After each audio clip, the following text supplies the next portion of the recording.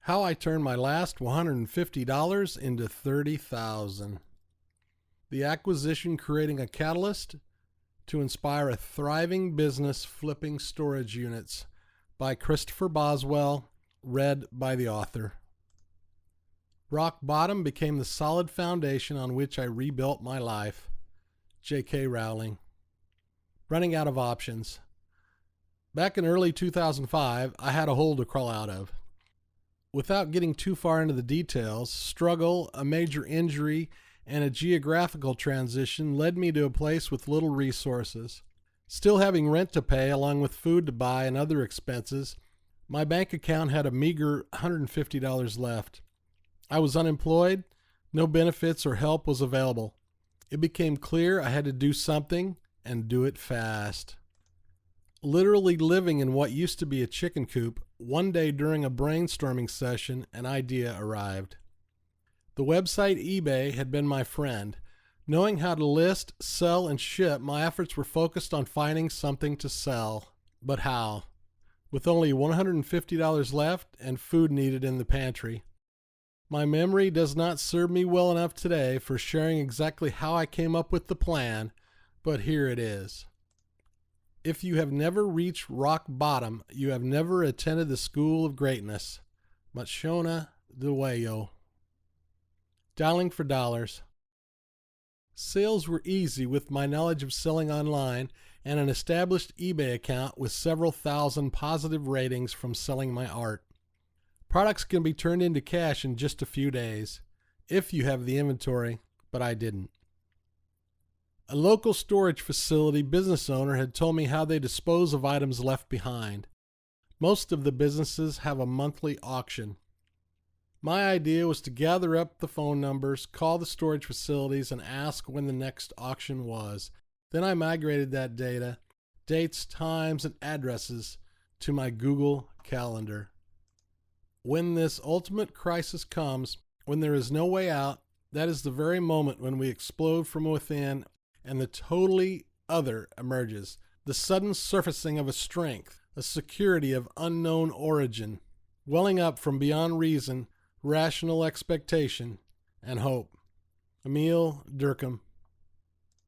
Time to take action, stepping into the unknown. Driving to my first auction, my last $150 decided to start sending me silent messages from my front pants pocket. You know, that unseen voice message we all have showing up from time to time in our noggins? It was saying something about how foolish it was to risk our last $150. We, the money in me, would need to remain close so food could be purchased. At least we could stay fed, training for the coming homelessness, fattening up for the long winter like a bear prepares to hibernate. The voice was making so much sense, I almost turned around and went home. My first stop was a mom and pop storage facility, not a big company-owned one like Public Storage or U-Haul. Not knowing it at the time, that would turn out to be a very good serendipity. God knows I needed more than a little luck. Pulling into the parking lot, a small group of people holding flashlights appeared. My first rookie error had surfaced. I did not think of bringing one. It was wintertime and late in the day. Darkness would be upon us as the auction started. When I'm at the bottom looking up, the main question may not be, how do I get out of this hole? In reality, the main question might be, how do I get rid of the shovel that I used to dig it? Craig D. Lounsbrough. The rules. Joining the group, I heard the auctioneer's voice as he outlined the do's and don'ts. Payments are to be made in cash. A buyer premium of 15% will be added. Sales tax will be added unless a business license and reseller ID is offered. No going into the lockers. Items will be viewed from the door. No touching items. Hand signals added to a vocal sound like "yep" indicated a bid. My brain, or maybe it was the last of our cash in my pocket, said, "Wow, that's lots of rules. Let's get out of here." We would have 48 hours to remove the items or late fees would be added. Failure to have the cash needed for the buy would result in bid being forfeit and the items then offered to the next highest bidder. Break any of the rules and we would be asked to leave. No fondling each other during the auction.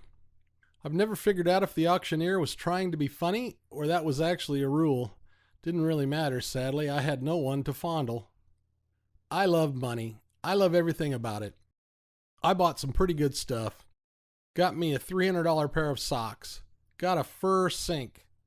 An electric dog polisher. A gasoline-powered turtleneck sweater. And of course, I bought some dumb stuff too. Steve Martin. And finally, it began. The lock was cut. Loud metal rolling sounds reverberated in the tiny hallway. A selection of groans and various other sounds came from the humans as a locker filled with hundreds of boxes appeared. Almost nothing could be seen but that huge pile that reminded us all this wasn't going to be a picnic. This one would be a crapshoot at best. Apparently, everyone loved craps. It went all the way up to $2,500. You guessed it. My money said, "See, I'm not enough anyway. We're wasting our time. Get out."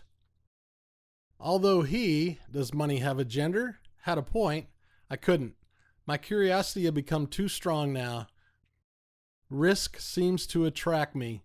Likely why I was in the predicament in the first place, yet ironically, risks would be required to rise up out of the ashes.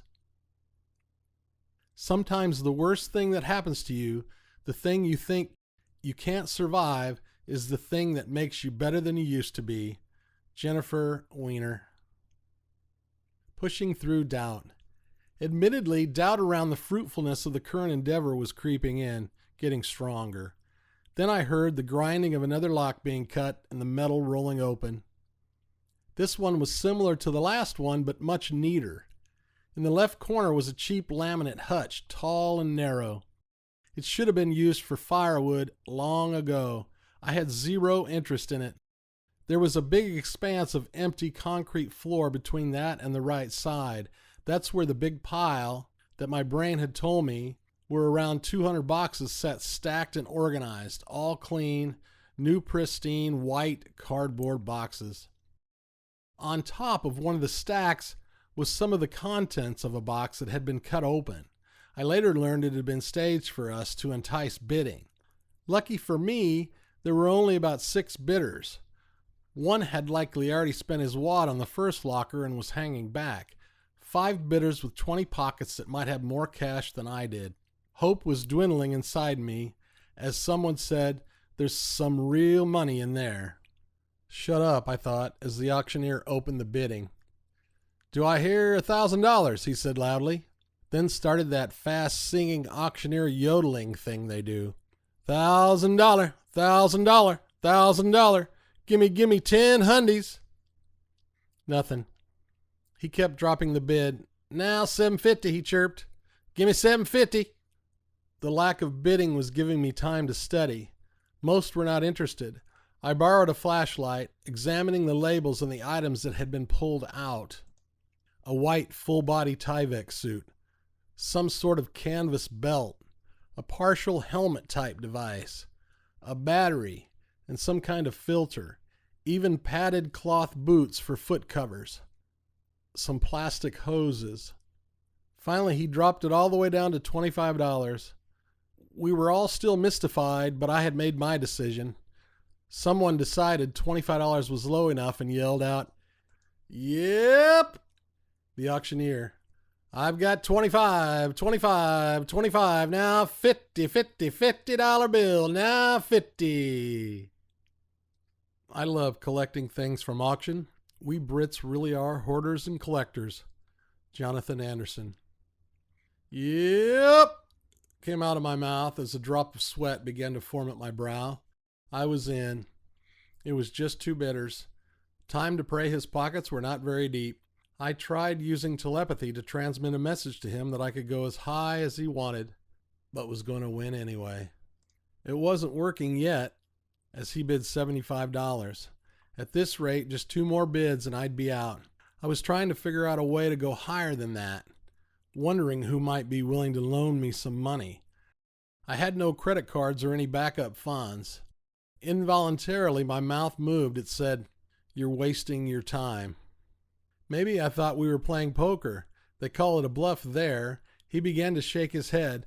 Without waiting for the auctioneer to ask for the next bid, I said forcefully, 100. My little game was conveying a willingness to go as high as needed to win. No one else knew I had a cap of $150, actually lower as I needed to pay sales tax and the buyer's premium. He tried to match my bluff by also not waiting for the auctioneer to sing. He said $110, inadvertently tipping his hand by changing the upward momentum from a $25 increment down to 10. He was about done.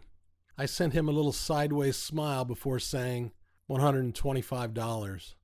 The auctioneer was getting bored and jumped in to keep anyone from going in $10 increments again. All right, I got 125, 125. Who'll give me 150? 150, 150. $150 bid. 150, 150, 150, 150. $125 once? $125 going twice? Sold to the brand new bidder for $125. I had won the auction. The world is an auction house where every person becomes a victim of the auction. Hassan Segal. It just keeps getting better. Feeling fairly confident something of real value was there, I just knew it. From here on out, vision and good decisions would be needed. I began to close the door when one of the other bidders came over and said, "You really wanted that hutch, right?" I almost choked out some spit, laughing so hard inside, but caught myself and realized some acting was still needed. "Yeah, that's where any value is really," I lied. To my surprise, he offered me $100 for it on the spot. I nearly spit again, trying to look like I was thinking about it before saying, okay. He handed me a $100 bill before going in to drag the hutch out to the pavement. I closed the door, heading to the office to pay quickly before anyone changed their minds. I was smiling ear to ear while walking to the office, realizing that I had just recouped most of my bid. I was now only out $35 or so. How could I go wrong? I knew inside that I couldn't, then felt a sense of relief. Maybe I would be able to begin digging out of the hole I had somehow created. Funny how you dig yourself into a hole by the teaspoon. Lionel Shriver. Time to collect my bounty. Arriving at the office, the manager asked me which unit I'd won. I told him. As he began to calculate the bill, writing a receipt, he asked me what I thought the contents were. My reply was that I didn't know. I was still playing dumb as nothing had been loaded in my truck yet. My voice quickened with excitement as he began to tell me how he'd investigated, trying to Google for information on what the suits were. Many of the best lockers simply get taken by the storage managers. It's only his own lack of knowledge and vision that had allowed me to buy the unit.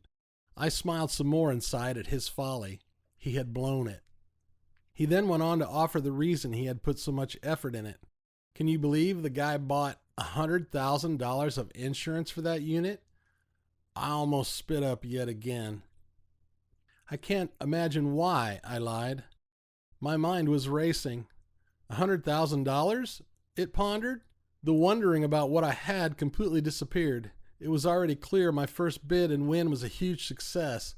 I paid, thanked him, and went immediately to fill my truck with the neat, clean white boxes. It would take 3 trips to get it all home. I could hardly wait. No hole is deep enough to be unclimbable, not even the one you dug yourself into. Never give up on yourself. Vineet Raj Kapoor. I didn't even have a garage. It's really interesting and funny how things come about, how they bring the need for other things. Having picked the cheapest house I could find, there was no room for all this stuff, and I had no extra storage or a garage. I did have an easy-up canopy tent. I set it up, put down some pallets, then loaded the boxes in, filling the entire 10-foot by 10-foot square. It was wintertime in the Pacific Northwest. Rain comes almost daily. Another solution would be needed for me to preserve and protect this inventory, but that would have to wait until after I determined what I had. I took the one box that I had already opened inside. My investigation revealed I had acquired 210 cleanroom suits designed to be worn by people in protected scientific environments. The suits would keep skin cells, hair, and other contaminants from dropping off a human being, ruining an experiment. Each box contained a kit with the full suit, helmet to booties, including a HEPA filter that would keep contaminants from going into the cleanroom environment. The battery-powered filter pumped air out of the suit, not in. I would need to know a cleanroom buying manager to sell these as a group, but I didn't. I would need to sleep on it and see what solutions may arise. Obstacles are necessary for success because in selling, as in all careers of importance, victory comes only after many struggles and countless defeats. O.G. Mandino. Time to turn a profit. Upon awakening, I had the answer. It had come overnight while sleeping. My unconscious brain did the work while simultaneously resting. What an efficient little organ. I was excited. If I just reversed 2 wires, changing the battery's polarity, the electric motor that pumped air out of the suit through the HEPA filters would be converted. The result? Filters that sucked the air in, purifying it before pumping it into the face mask. I quickly grabbed a screwdriver, opening one of the filter cases, and tried one. It worked perfectly. I now had 210 filtration suits that could be used for painting, wood refinishing, or any other activity where people worked in poor or contaminated air. It was time to move quickly. Calling a friend, I offered him a suit as trade to come over and model one for me. I took pictures as he used it, then posted the first one on eBay for a 3-day auction. It had a bid within minutes. In the end, 8 bidders would have a war, all trying to win my new item. There was no other similar product on the entire site. It ended up selling for $247. I had generated a profit with my first sale, putting me in the black with 209 suits left. I was over the moon as my brain did the math. 247 times 209 equals $51,623. I would be selling these little white boxes, a few each week, for the next 3 years. Everyone lives by selling something. Robert Louis Stevenson. I ended up falling short of the figure above as the price dropped a bit later as I satisfied the demand, plus gave some away. I'm not complaining one bit and consider this event a huge win, a change your life type of winning. I needed to sell slowly, otherwise I would drive my own price down. Now all I needed to do was find another unit to flip. This event provided a need for a warehouse to protect the product. I moved quickly, securing a spot, then outfitting it with studio lights and an alcove painted white to photograph items. I put a computer in and added an internet connection. This setup would feed me and more for the next 5 years. I even had the idea for a Storage Wars type of series, but never took action. Somebody else did. Summing it all up, never give up. If we stay in action using whatever meager resources left, something extraordinary we could have never planned or foreseen could arise. Keep moving forward, digging out if you will. I did. Cheers, Christopher. Copyright and trademark Christopher Boswell, 2020, all rights reserved. The end. When Christopher isn't writing from home, he can be found traveling or capturing photographs somewhere in the United States. He loves to generate graphic design, process images or video, and fly his unmanned aerial vehicle. More pastimes include wrangling dogs, backpacking, and kayaking. He currently lives in the Pacific Northwest. Find out more at realwindowcreative.com.